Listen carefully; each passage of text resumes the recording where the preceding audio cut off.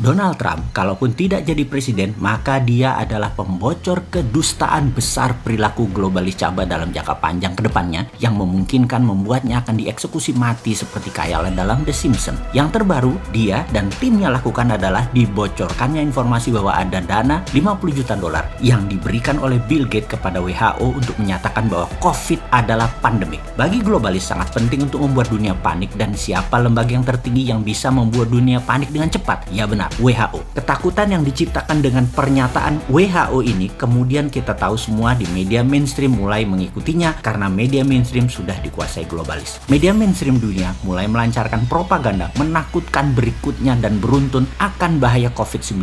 Mundurnya Amerika sebagai negara donor di banyak multinational organization seperti PBB, WHO membuat organisasi yang telah dikuasai globalis ini menjadi mandul. Namun untungnya ada salah satu globalis yang mau jadi dewa, yaitu Bill Gates, yang dimana setiap 10 dolar anggaran yang dibutuhkan oleh WHO, Bill Gates memberikan $1 donasinya. Karena itu Bill Gates bisa mengendalikan, sekali lagi, banyak organisasi besar di dunia yang dikendalikan oleh globalis, termasuk oleh Bill Gates. Globalis memang anti negara, anti nasionalis, kendalinya ada di PBB, WHO, dan sejenisnya. Karena itu Trump yang agak koslet otaknya menyatakan Amerika keluar dari lembaga multinasional karena tidak bisa dikendalikannya lagi organisasi dunia tadi. Semua globalis yang kendalikan sudah tidak mewakili umat manusia. Dalam 20 langkah globalis mengendalikan dunia kali ini yang terdapat dalam informasi Bosman sebelumnya, dikatakan bahwa nomor 2 ada poin dalam tanda petik melepas virus yang sedikit mematikan dibandingkan flu. Dengan kekuatan berita WHO ini membuat percepatan efek menakutkannya atau terorisme 4.0 dikerjakan oleh WHO. Faktanya sekarang semua sudah terjadi.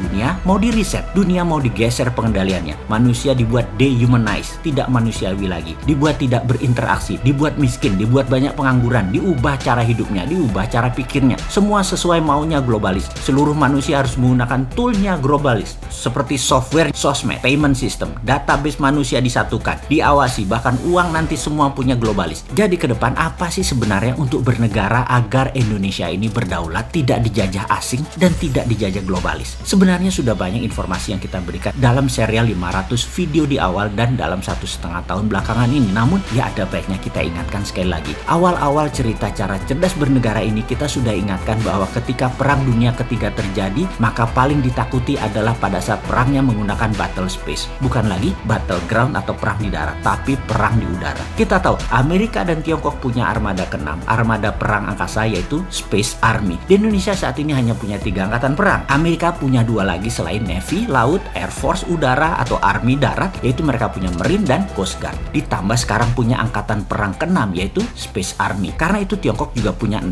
angkatan perang, ditambah Tiongkok sudah siap dengan software penanding Amerika. WA, Facebook, IG, Twitter. Tiongkok punya Weibo, punya Renren, punya Baidu, dan banyak lagi di mana semua produk asing tidak boleh beredar sampai produk nasional tersebut menguasai lebih mayoritas dari pasar, lebih dari 60-70%. Saran kita, Indonesia harus membantu produk anak bangsa untuk berdaulat ini kalau mengerti cara bernegara dan pejabatnya ingin Indonesia berdaulat, bukan hanya memanfaatkan peluang oportunis yang pragmatis ikut-ikutan arus negara lain. Kita harus punya Google-nya Indonesia, WA-nya Indonesia, seperti Turki saat ini yang lakukan, seperti Elon Musk dengan kampanye anti Facebook, anti WA yang menjual data. Karena apa-apa yang gratis, Anda adalah produknya. Capek nggak Anda jadi produk? Makanya jangan pakai produk yang menjual data. Elon Musk menyarankan pindah ke Signal, namun Erdogan menyarankan pakai produk dalam negeri Turki. Ini keren. Lalu Erdogan memerintahkan rakyatnya memakai BIP.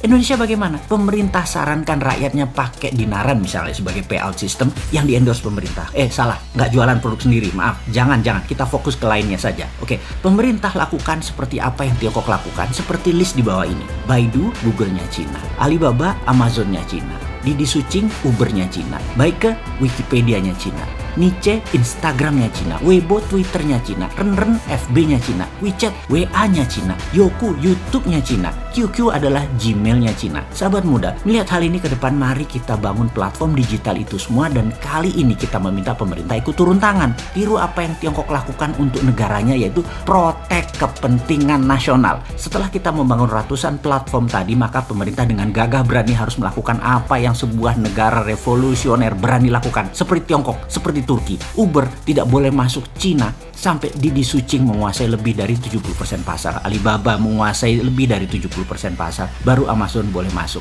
WeChat menguasai mungkin lebih dari 60%, WA baru boleh masuk. Weibo menguasai 60%, baru Twitter boleh masuk. Itu nasionalis namanya. Pejabat kalau berani begini, itu baru namanya patriotis. Walaupun nantinya perusahaan tadi walaupun mayoritas, pemerintah Tiongkok masuk ke dalamnya, tapi tidak apa-apa. Mereka tetap nasionalis dan kalian sahabat muda harus bisa membangun platform ini semua sehingga pemerintah melakukan tindakan proteksi tadi. Kalian sudah siap. Sekali lagi saya ingatkan, 3 tahun ke depan adalah masa yang sangat cepat dan kita semua tahu dalam waktu 3-6 bulan ini saja kalian bisa membangun semua platform tersebut. Kemudian di semester kedua tahun ini, di tahun 2021 ini, mulailah jalankan platform-platform tadi. Sehingga cara sederhana bisa kita kalkulasi di tahun 2022 besok, ketika mungkin 50% 5G sudah menjadi platform komunikasi, ditambah aplikasi sosmed yang beragam tadi sudah milik bangsa, Indonesia sudah menjadi negara digital. Inilah new normal. Itulah tatanan dunia baru di tahun ke depan, di tahun 2021-2022. Digital world,